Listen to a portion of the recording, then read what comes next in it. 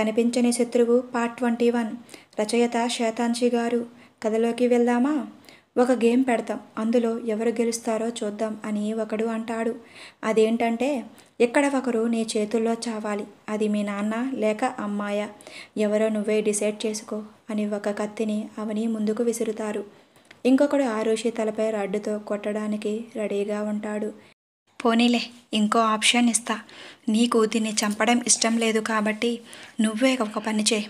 ఇప్పుడు దీని ప్రాణం తీయాలా, లేదంటే నీ మానం తీయాలా?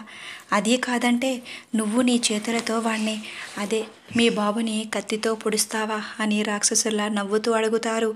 నా ప్రాణం అక్కడికక్కడే పోతే బాగుండు అనిపిస్తుంది. అవని, ఎప్పటికైనా వెళ్ళిపో, నాకేం కాదు. వీళ్ళకి నన్ను టచ్ చేసే అంత ధైర్యం లేదు అని వాళ్ళని డైవర్ట్ చేసేలా మాట్లాడుతుంది ఆరుషి. కోపం వచ్చి ఆరుషిని చెంపపై ఒక్కటి పీకుతాడు ఒకడు. ఆ ఫోర్స్కి బలంగా నేలకి తాకి మొహం గీరికిపోయి రక్తం వస్తుంది. ఆరు పాకెట్లో ఉన్న ఒక మినీ ఫోన్ ఆన్ అయి డయల్ లిస్ట్లో ఉన్న ఆర్నవ్కి కాల్ వెళ్తుంది. మత్తులో ఉన్న ఆర్నవ్ కాల్ లిఫ్ట్ చేస్తాడు, కానీ మాట్లాడడు. రికార్డింగ్ మోడ్లో ఉండి అందులో రికార్డ్ అవుతుంది. అది కొంచెం కొంచెం రికార్డ్ అవుతుంది. ఎందుకంటే సరిగా అదే టైంకి ఆర్నవ్ ఫోన్లో ఛార్జింగ్ అయిపోతుంది. అది విని ఆర్నవ్ ఇదంతా చేశాడు. మాకు ధైర్యం లేదంటావా? చూపిస్తానే నా ధైర్యం ఏంటో. ఇది చూస్తే ధైర్యం నీకు ఉంటే చూడు అని. అరే మామా, ఆ యాసిడ్ బాటిల్ ఇటు ఇవ్వరా అని, అది ఎవరికి కావాలో అని శాడిస్ట్లా బిహేవ్ చేస్తుంటారు. ఇది ఒంటిపైన పడితే ఎలా ఉంటుందో వాడు ఎక్స్ప్లెయిన్ చేస్తుండే ఇద్దరి గుండెల్లో గుబులు మొదలవుతుంది. అవని, నువ్వు వెళ్ళిపో అని ఆరుషి. నా వల్ల కాదు అని నేను అక్కడే ఉండిపోయా. నువ్వు ఇప్పుడు పొడుస్తావా, లేకపోతే నిన్ను కాల్చేయమంటావా? అరే చెత్త వెతవల్లారా, మీరు మత్తులో ఉండి ఏం చేస్తున్నారో, ఏం మాట్లాడుతున్నారో మీకు తెలియట్లేదు. నా కోసం వాళ్ళ నాన్నని ఎందుకు పొడుస్తుందరా అని ఆరుషి అడుగుతుంది. వాళ్ళు నవ్వుతూ, ఓహో అదంటే అది పొడుస్తుందా లేదా అని బెట్టు వేసుకున్నాం. పొడిస్తే నీ దగ్గర ఉన్న ఎవిడెన్స్ మాకు, మీ ప్రాణాలు మీకు, లేదంటే దాన్ని నిన్ను మాతో పాటు తీసుకువెళ్తాం అని ఫిక్స్ అయ్యాం. ఇప్పుడు నువ్వు చెప్పు, అది పొడుస్తుందా లేదా అని తూలుతూ అడుగుతాడు ఒకడు. అది విన్న ఆరుషి షాక్ అయితే, నాకైతే ఇంకా ఇదే నా చివరి రోజు అనుకున్నా, కానీ నా చావు ఎంత భయంకరంగా ఉండబోతుందో తలుచుకొని చాలా ఏడ్చేశాను. అప్పుడే స్పృహలోకి వచ్చిన నాన్న అదంతా విని, అవని, నన్ను పొడి చేసి మీ ఇద్దరు ఇక్కడి నుండి వెళ్ళిపోండి అని సంతోషంగా చెప్తాడు. ఏడుస్తుంది అవని. అలోక్ ఓదారుస్తూ అవనిని హక్ చేసుకుంటాడు. కాసేపటికి మళ్ళీ చెప్పడం మొదలు పెడుతుంది అవని. వాళ్ళని ఆరుషి కూడా బ్రతిమలాడుతుంది వదిలేయమని. నాన్న మాటలకు ఏడుపు ఎక్కువ అవుతుంటే ఇంకా చేసేదేం లేక నేను ఆరుషిని కాపాడడానికి రెడీ అయి కత్తి చేతిలోకి తీసుకొని ముందుకు వెళ్తుంటే అవని, వద్దు ప్లీజ్ వద్దు, నా కోసం ఇలా చెయ్యకు. ఈ భారాన్ని నేను జీవితాంతం మొయ్యలేను. ఈ బాధ కంటే నేను చనిపోవడమే మేలు. నన్ను చంపేయండి అని గట్టిగా ఏడుస్తుంది. అప్పుడే అన్ని ఏరియాలా తిరుగుతూ పెట్రోలింగ్కి పోలీస్ షిప్ వచ్చే సౌండ్ విని, ఇది బ్రతుకుంటే మనం ప్రాబ్లమ్స్ చంపేయండ్రా, వాళ్ళని ఏం చెయ్యకండి, ఇదైనా ప్రాబ్లం అయితే వాళ్ళనే ఇరికించొచ్చు అని మాట్లాడుకుంటారు. పర్లేదు, నేను హ్యాపీగా చనిపోతాను, నువ్వు బాగుంటే చాలు అని నవ్వుతూ చెప్తుంటేనే తల మీద గట్టిగా కొడతారు. ఆ దెబ్బకి నా గుండెల్లో రైలు పరిగెడుతున్నంత ఫాస్ట్గా గుండె కొట్టుకుంది. ఊపిరి భారం అయ్యింది. భూమి తిరగడం ఆగిపోయింది నాకు. ఆరుషి మొత్తం రక్తం మడుగులో కొట్టుకుంటుంది. తన కళ్ళు నన్నే చూస్తూ మూతలు పడ్డాయి. వాళ్ళ నాకు నాన్నకి వార్నింగ్ ఇచ్చి వెళ్ళిపోయారు.